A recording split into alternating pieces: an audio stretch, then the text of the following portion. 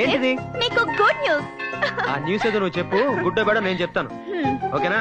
మా డాడీతో మన విషయం చెప్పేశాను. ఆయన నిన్ను కలవాలన్నారు. మై గాడ్, మన పెళ్లికైనా గ్యారెంటీగా ఒప్పుకుంటారు.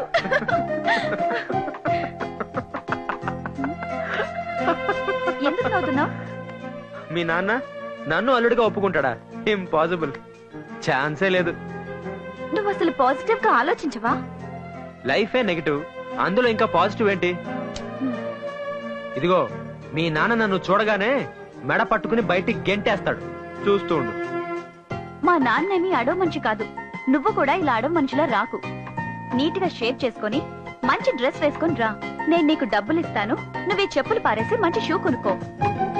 డీసెంట్ గా ఒక రాకుమారిలా వచ్చి వినయంగా నన్నివ్వమని డాడీని అడుగు.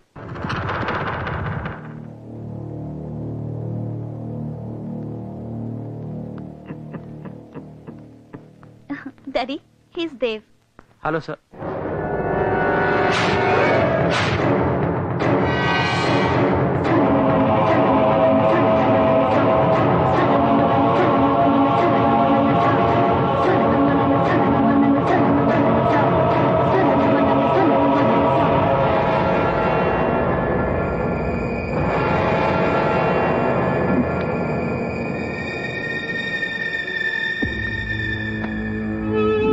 మీరు నాతో మాట్లాడాలన్నారని శిల్ప చెప్పింది.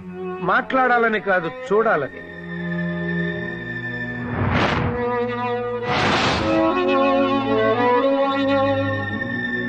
ఏంటి చూస్తున్నారు? ఈ చెప్పునా? నాదే, చాలా పాతది.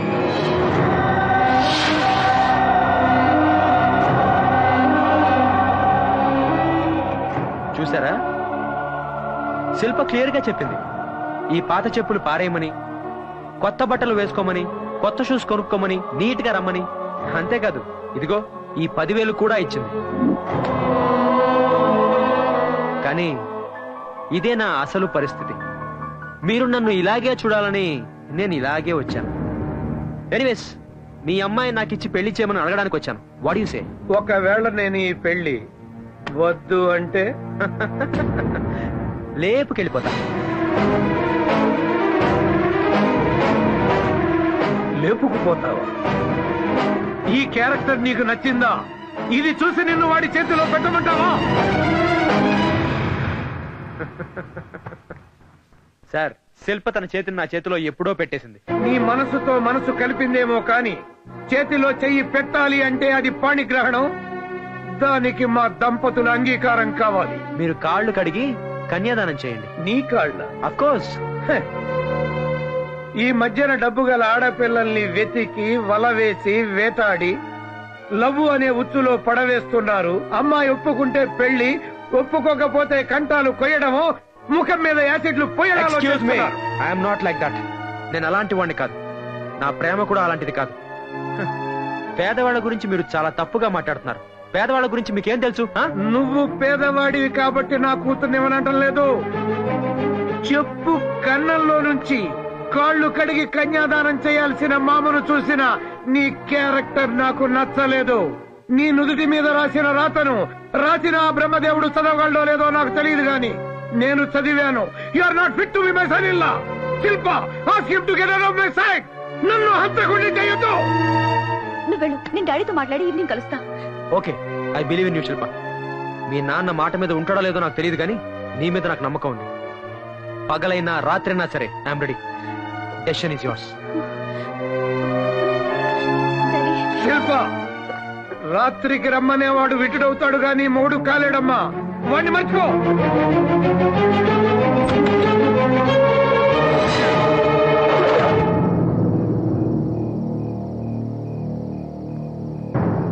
కంగారు పడకమ్మా.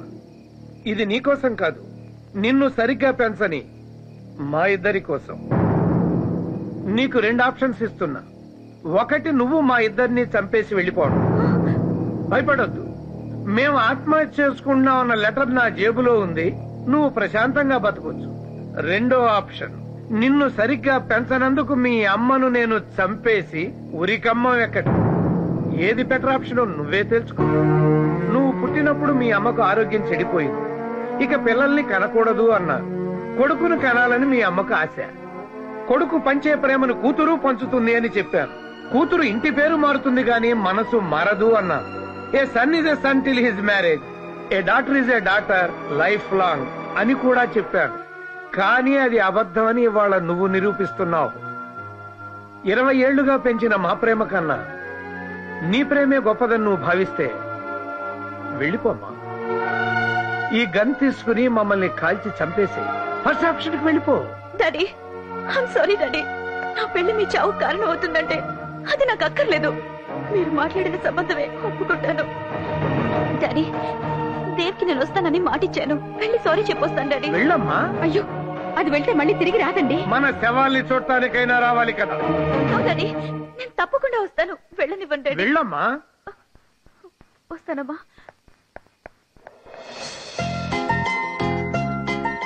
రా శిల్ప, నాకు తెలుసు నా కోసం నువ్వు మీ అమ్మా నాన్నని వదిలేసి వస్తావు. నాకు తెలుసు శిల్ప, నాకు తెలుసు శిల్ప.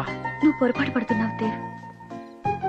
అమ్మా నాన్నల్ని వదిలేసి రాలేదు, నిన్ను వదిలేస్తున్నానని చెప్పడానికి వచ్చాను. అంటే మన ప్రేమ నిజం కాదా? అరే మనం చేసుకున్న ప్రామిస్లు నిజం కాదా? చెప్పు శిల్ప.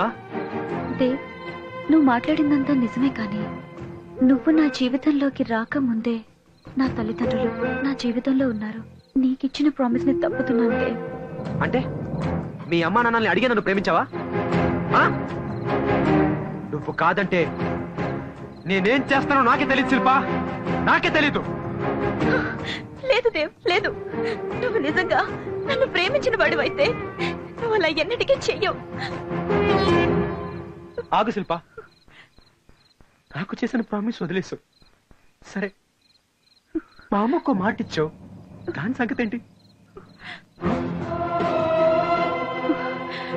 మా అమ్మకిచ్చిన మాట కోసం మీ అమ్మ హృదయాన్ని ముక్కలు చేశానని చెప్పు. కన్న తల్లి కదా, అర్థం చేసుకుంటుంది. అమ్మా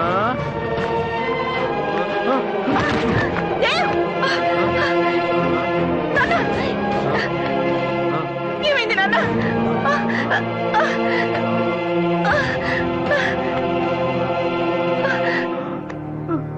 దేవ్ ఏమైంది నాన్న? అలా ఉన్నావేమిట్రా? ఏడుస్తానుకున్నావా? I'm happy, very very happy. Deva నువ్వు తాగావా?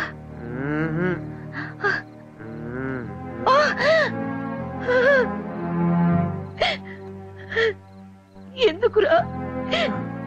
ఎందుకు? ధైర్యం చాలమ్మా. తాగకూడదు తెలుసు, కానీ తాగనిపించిందమ్మా.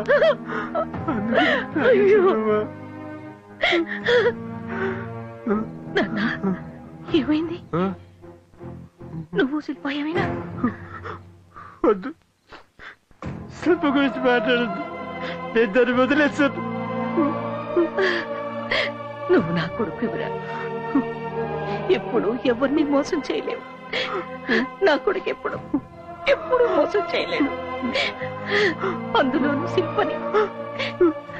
అవునమ్మా, నేను మోసం చేయలేదు. శిల్ప నన్ను మోసం చేసింది. శిల్ప మోసం చేసింది. నన్ను మాత్రం మానసికంగా చంపేసిందమ్మా, చంపేసింది. అప్పటికే అడిగాను, నన్ను బాగా చూసుకుంటావని మా అమ్మకి మాట ఇచ్చావు కదా, దాని సంగతి ఏంటది? మా అమ్మకి మాట ఇచ్చాను, అందుకని మీ అమ్మకి ఇచ్చిన మాట తప్పుతున్నాను, నువ్వు అర్థం చేసుకుంటావని కూడా చెప్పింది. నీకేమైనా అర్థమైందా అమ్మా? నాకు అసలు ఏం అర్థం కావడం లేదమ్మా, నాకు అసలు ఏం అర్థం కావడం లేదు. అమ్మా అమ్మా అమ్మా అమ్మా అమ్మా అమ్మా అమ్మా అమ్మా అమ్మా, నువ్వు కూడా ఉందా చనిపోయావా అమ్మా? అమ్మా